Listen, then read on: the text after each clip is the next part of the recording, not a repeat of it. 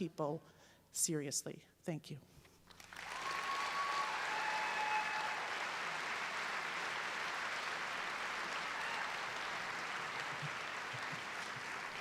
Thank you very much, Professor Joyce.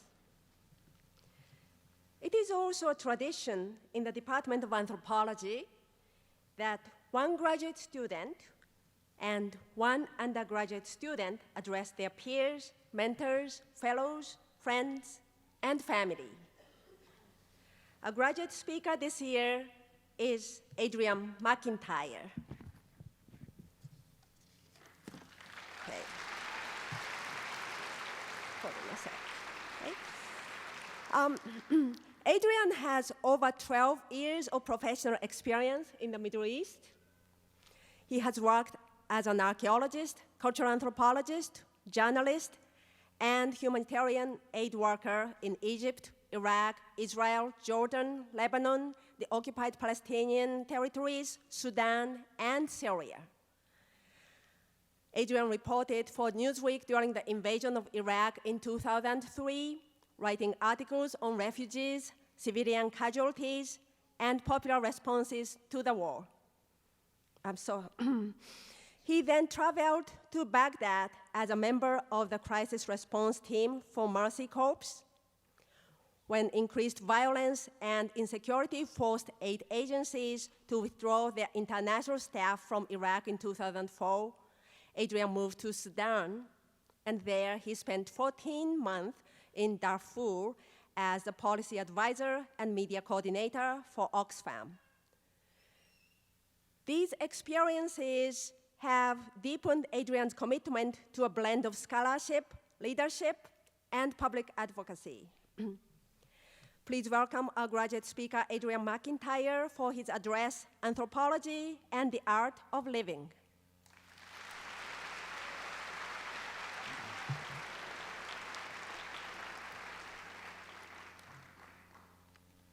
Well, I have to start by confessing that about 35 minutes ago, I was desperately trying to print out a copy of my talk, and I was having a toner problem. You know, the one where you shake it and nothing left? I now have a 3-inch white stripe down the middle of the page, so I'm going to fill in the gaps as we go. And I realized on the way over here that if a PhD dissertation was anything at all like a graduation speech, you could just write it on the back of a napkin, and I would have been out of here 9 years ago. But I do have some substantive things to say, but I also want to acknowledge 4 specific groups of people who are here today. Friends and family, of course. I don't know you personally, but the fact that you're here says a lot about you. And the fact that you're here says a lot about the people that you've supported. And I just want to thank you for the love and the laughter that you've created and shared with us. Members of the faculty. It's sometimes said that good leaders inspire people to have confidence in them, and great leaders inspire people to have confidence in themselves. Thank you for being great leaders, scholars, and teachers. Thank you for your deep-seated commitment, which is expressed differently by everyone, but is shared by all, to learning, to teaching, and to the kind of pursuit of knowledge and action that makes a real difference in the world. And thank you also for demonstrating the true meaning of genius, which I think is equal parts of inspiration, brilliance, and madness. So you will not soon be forgotten. Thank you. Anthropology department staff members, without you, we would have lost our way a long time ago, all of us.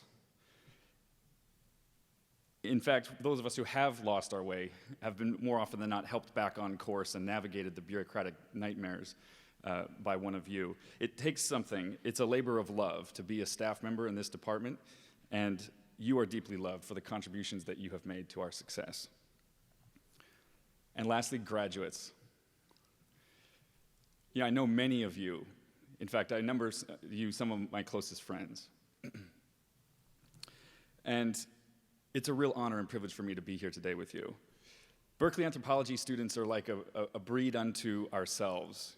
Wacky, brilliant, offbeat, passionate, politically active, deeply engaged with the problems of the day.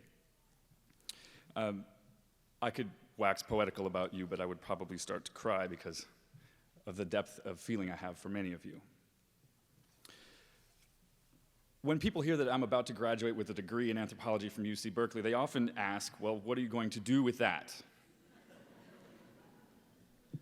Many of my students over the past several years have shared that they've been bombarded with similar questions. What comes next? It seems that despite having immersed ourselves in the breadth and depth of the human experience,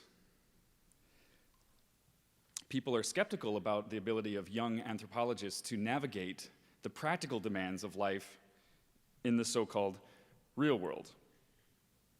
Perhaps they wonder if all of the years we've spent in the ivory tower, or as Margaret Mead referred to it in World War II, the ivory bomb shelter, have really equipped us to deal with the pressing issues of the day. After all, what can you really do with a degree in anthropology? Well, it won't surprise some of you to know that there are many people who think it's very useful and would be very eager to hire an anthropologist instantly. In fact, throughout the course of the 20th century, there are governments and corporations who have been eager to employ anthropologists to advise them in the arts of managing, subjugating, and controlling other human beings. It's not the kind of thing we like to talk about at cocktail parties. But from the earliest moments of the discipline as a professional discipline, consider Evans Pritchard's pioneering work in the Sudan as a British colonial administrator, for example, right down to the recent controversy over the Pentagon's new program called the Human Terrain System, which employs civilian anthropologists and embeds them in special forces combat units in Iraq and in Afghanistan. Now, there are lots of political and ethical issues raised by all of this, and I don't want to go into any of them today. I have a lot to say about it. You probably don't want to hear it. In fact, I don't even want to talk about the art of governing. I want to talk about the art of living. This is not something that we read in books while studying anthropology, but if we're awake and paying attention, it's something that seeps into every conversation that we have. Because you see, the unique thing about anthropology is it's what you get to do while being human. In fact, it's a discipline in which the human is both the subject and the object of concern. And it's only, as I've shared with my students over the past several years, by getting in touch with our own humanity that we can possibly begin to encounter and engage with others. But what is this business about the art of living?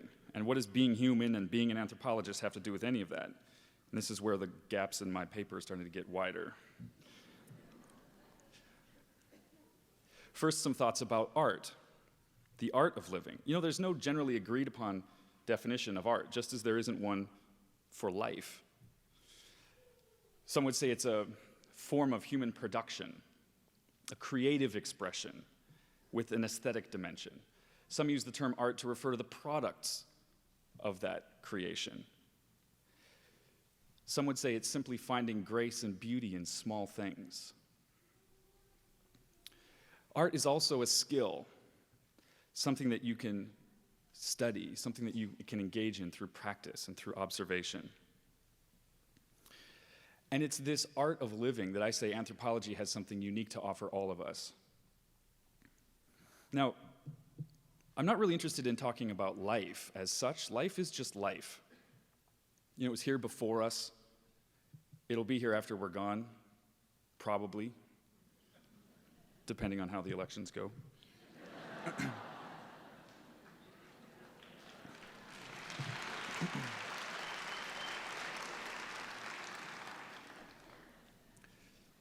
Life is just an inherited condition.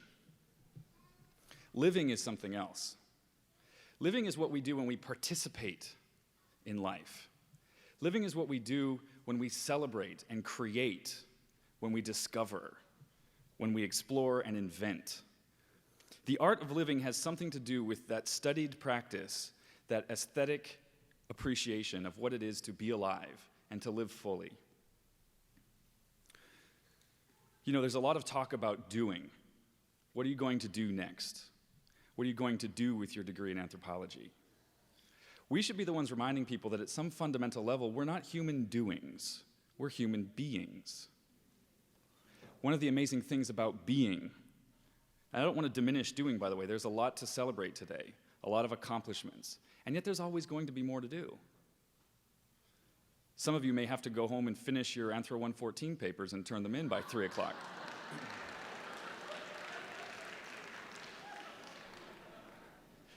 Some of us are going to spend the next month squeezing more blood from a stone as we finish the final pages of a dissertation and then chase faculty down over the summer for that last signature.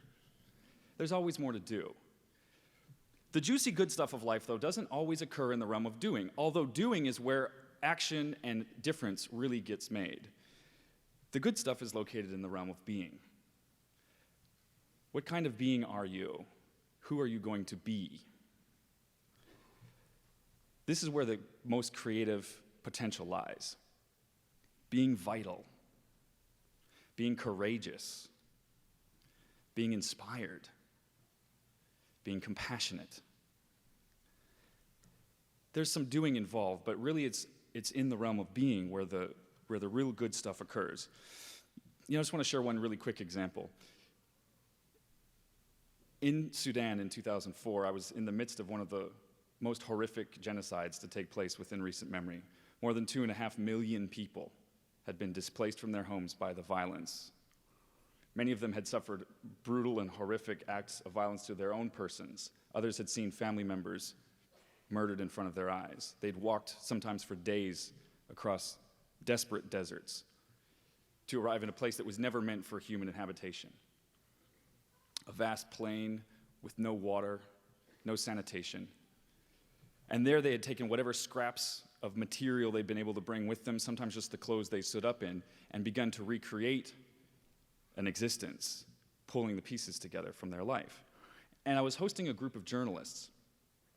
As the media coordinator for Oxfam, one of the largest international aid agencies in the world, we wanted the story of Sudan to be told. And so I had a group of journalists with me, and we were traveling around, and after one day spent in one of these camps, the photographer was very frustrated. He wasn't getting the kind of pictures that he wanted. See, what he was looking for were classic, poignant images of human suffering. The kind of thing that would really tug at the heartstrings. A kind of a picture that could grace the front pages of a mass-distributed newspaper in the UK, mobilize people to reach into their pocketbooks, donate money to support the cause. And he wasn't finding very much suffering to photograph. As we walked around the camp, there's about 150,000 people living there. The kids were playing soccer and smiling and laughing. Anytime a camera came out, instantly about 45 children would appear in front of it, all clamoring to be in the picture, and everyone with a smile on their face. People were walking around with dignity, holding their heads high, picking themselves up, getting up in the morning with a smile. And the photographer couldn't find any suffering to photograph. And I realized in that moment that suffering is also not real. Now, pain is real, loss is real, misery is real, but suffering is something else. And just a few days ago, I found a quote that really captures this. Local writer Dan Millman had said, "Life is not suffering. It's just that you will suffer it, rather than enjoy it, until you let go of your mind's attachments and just go with the flow and create something, no matter what happens." See, that's the unique opportunity that we have as people who think about being human. We don't have to live by default. We can actually create lives and live them by design. We don't have to be human doings. We can be human beings. We can celebrate the beingness alongside the doing. We can celebrate the joy, the love, the compassion, the authenticity, the generosity, the amazing qualities of people around us. Because I can't read any more of what I wrote, I'm going to end with a quote from somebody else. This is attributed to George Bernard Shaw, although I'm not sure he actually wrote all of it. He said, "This is the true joy in life.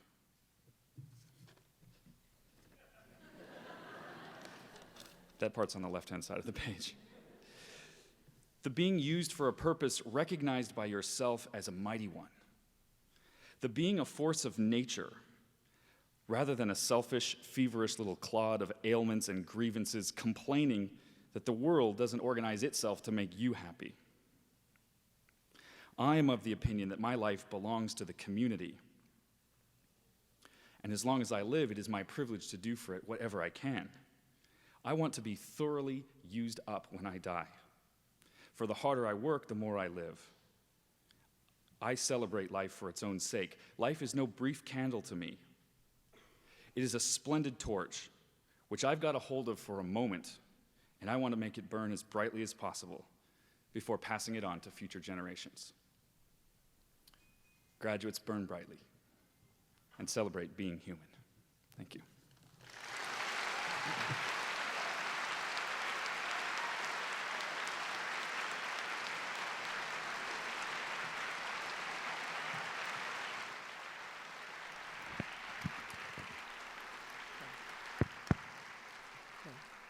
Thank you, Adrian.